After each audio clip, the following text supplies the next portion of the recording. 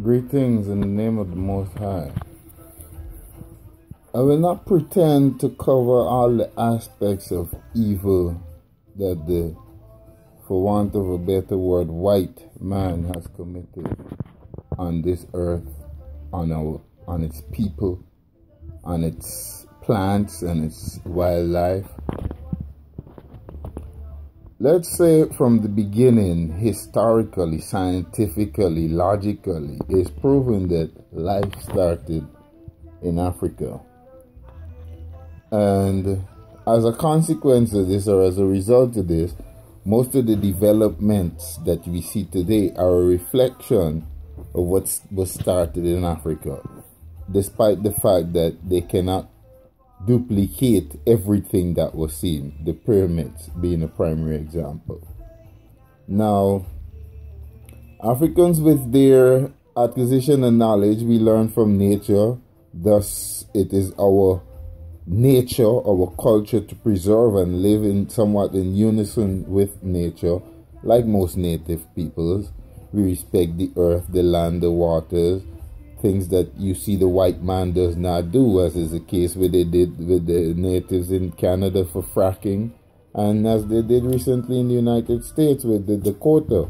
The white man doesn't care about the planet per se. The white man's primary focus, his sole interest in life, is the acquisition of material wealth and control of lives, because really and truly, his life has no other purpose. His genes are the weakest, so he knows from a genetic standpoint, only mass genocide and murders can keep his numbers at the top. And they have successfully done that too. Every country they have invaded, and every continent, they have tried to deplete native populations. And where they couldn't deplete the populations, they went on to implement drastic systems and policies to ensure that their numbers were secured. So you have indiscriminate and unjustifiable incarcerations and executions of natives and blacks all around the world.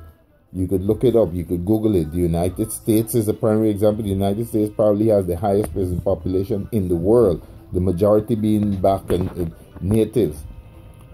You have New Zealand does it, Australia does it, England does it. So anywhere the white man invaded, in order to keep their numbers at the maximum, they incarcerated unjustifiably and murdered and slaughtered the natives and the blacks who were there.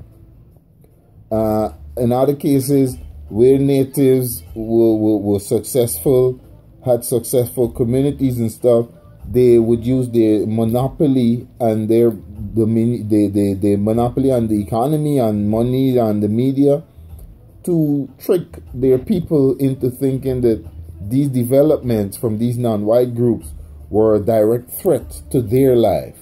So as a result, they gained public support to carry out murders and slaughters like they do today. They accuse Saddam. All Saddam did was try to unite Saddam and Gaddafi. They were trying to unite the African continent and the Arabs and the Middle East, which is actually the Horn of Africa, to use their natural resources to back their currency and stop depending on the dollar. The white man knows that that would be his downfall. So they devise schemes and strategies and ways to get rid of them, saying that they had weapons of mass destruction. We know that that's not true. Look, recently they bombed Syria for no reason at all, claiming that he used gas on his people. Why would a leader of a sovereign nation use such terrible chemical weapons on his own people when that's your population, that's what your economy depends on? So you find that the white man basically creates diseases and then comes around pretending to have the cure, which is what they do. Every terrorist group in existence today was in one way and still are in more than one way funded, sponsored, maintained by white men. The United States is a prime example. Al-Qaeda, ISIS, all of these were rebel groups that they were funding and arming to dethrone sovereign leaders so that they could implement puppet government, so that they can later pseudo-colonize the country, like they've done to Hawaii, like they've done to the U.S. Virgin Islands. I guess the United Kingdom must be proud because the USA is actually one of their colonies, and now she's actually colonizing places around the world. And many will think, well, yeah, Mike is right. We've earned it with our power and our military force. No, that's not justice. That's not right. And that's the confusion in which we live today. Thus, the world is so unbalanced. All these terrorist groups are being funded, armed, and given weapons by somebody. Who's giving them? Who's providing these weapons? Who are the biggest weapon manufacturers? You think they dropped those bombs, those 60 bombs on Syria for nothing? You think they dropped that MOAB on Afghanistan for nothing? It's business. For them, money is what makes their world go round. And if it takes death to bring that money, that's what they do. They are the most destructive, ruthless species on our planet.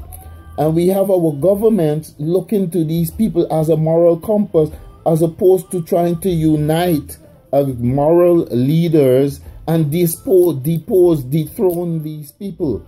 They keep giving them power, keep basically pledging allegiances with these devils, and they are some of the main responsible for the way the world is today.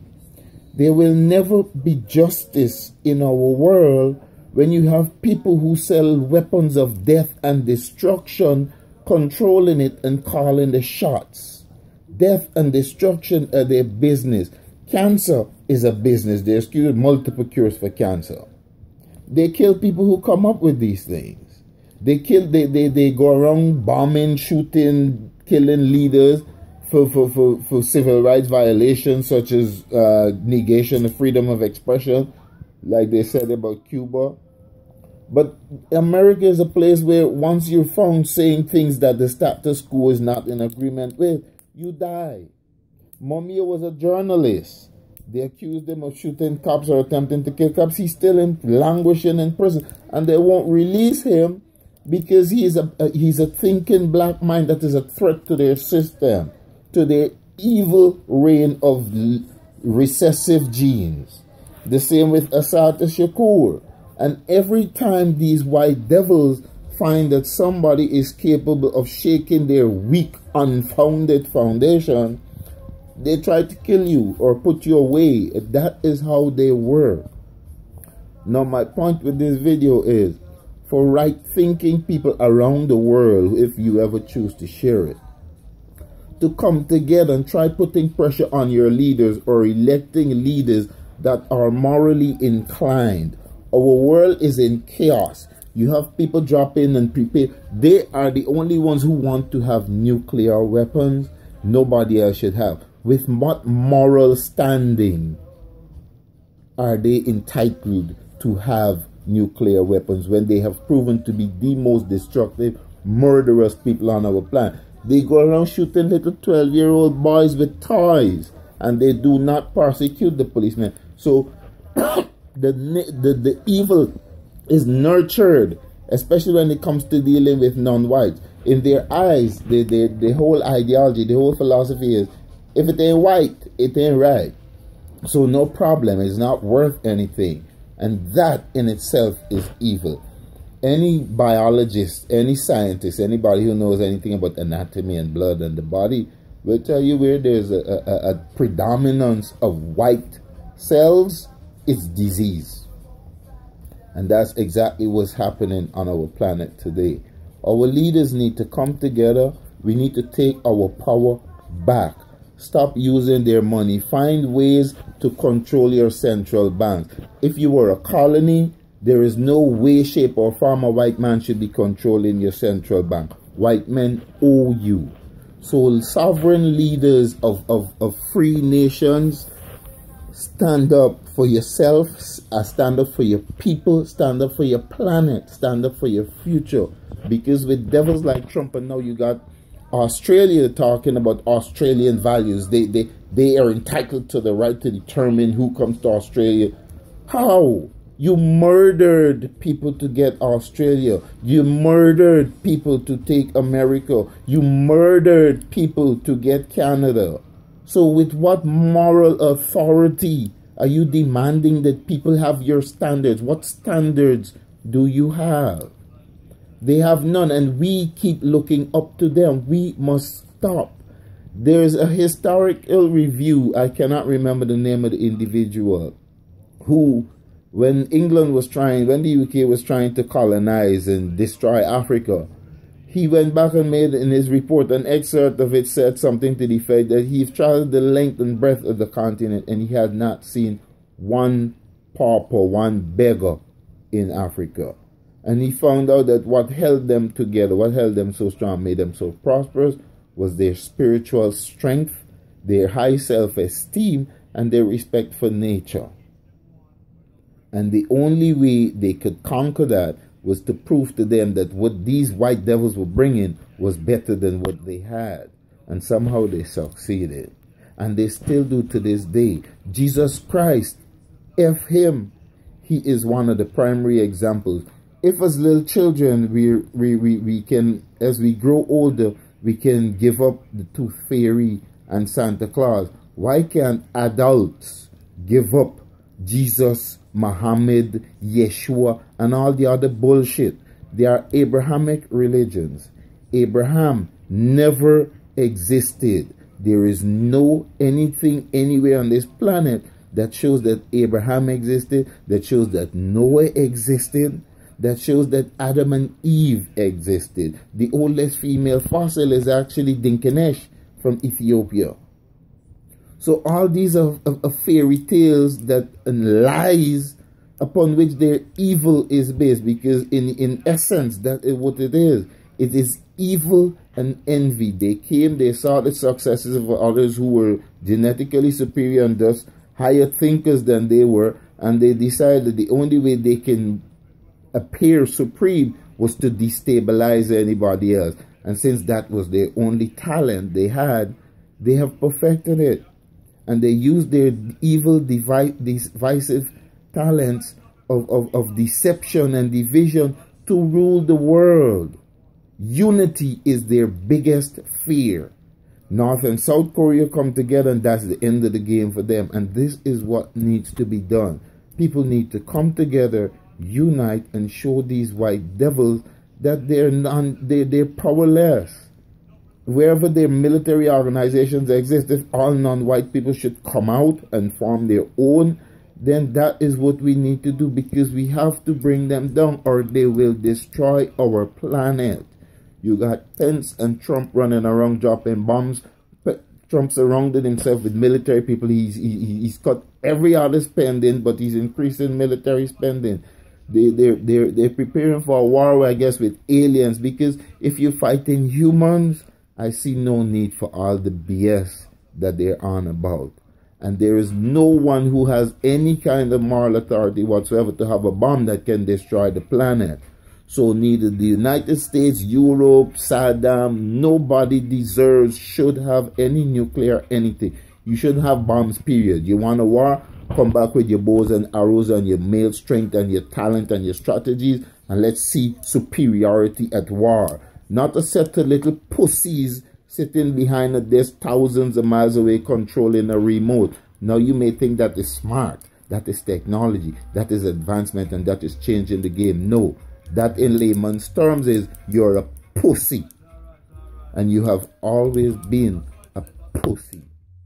And until you acknowledge that African, through the fact that they are genetic dominant, are actually smarter than you are, and give them back the credit you've stolen from them and return that which was stolen, the world will continue to be in a downward spiral. I know it ain't going to end that way. I know ultimately they will lose, but it's time we start. It's time we start, because things getting messed up is getting messed up fast, and I would love my children to see something brighter. Share the thoughts. Share your thoughts in the comments and share the video if you feel like it. Your opinions, I won't say they're all welcome, because I know the white inferiorists will come with their bullshit and will try to dispel or discredit what I'm saying. And I really don't care. I'm not here to debate with fools and demons. I'm here to try to liberate the minds of the native people of this planet. One Jah, one aim, one destiny. Rastafari lives. Wake up, wise up, and rise up.